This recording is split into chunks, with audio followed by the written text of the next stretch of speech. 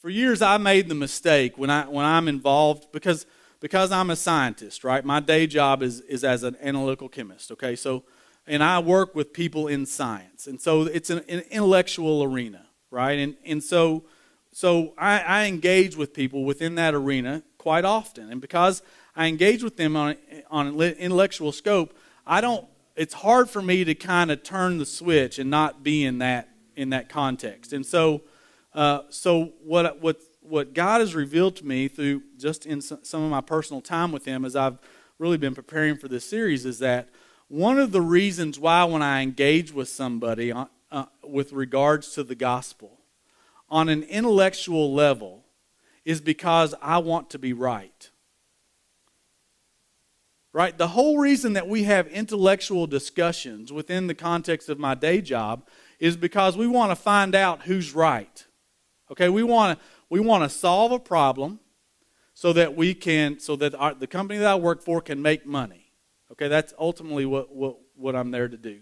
And so I engage them from an intellectual side. I try to prove to them the validity intellectually that God exists. Not only does God exist, but not only was He the prime mover that began the universe, right?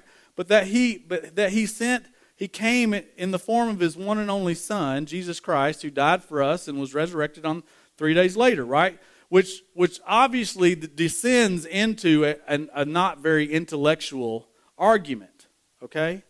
Because that's an impossible thing, intellectually speaking. So I don't believe, at least to my knowledge, that I've ever been able to change anyone's mind with regards to what they believe about God and the gospel. I've failed every time that I've remained in the intellectual arena. They've beat me. Or that maybe they haven't beaten me, but I've just failed to convince them. We've just kind of agreed to disagree. And then that's kind of where it's left. Okay?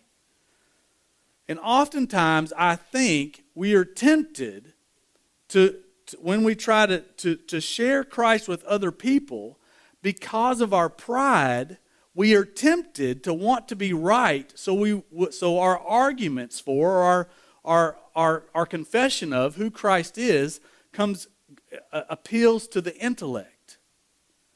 So why is that just?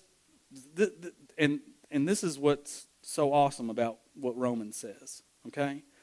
In Romans 1, Paul tells us why this is a futile experiment. He says this. He says, "For although they knew God, they did not honor Him as God or give thanks to Him, but they became futile in their thinking, and their foolish hearts were darkened." That's what he says in verse 21.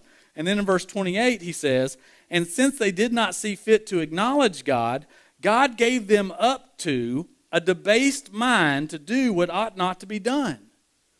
So Paul is basically saying that the corruption of sin is so universal that it affects how we think. We are unable to intellectually understand what has happened in the Bible if we refuse to acknowledge God as being God.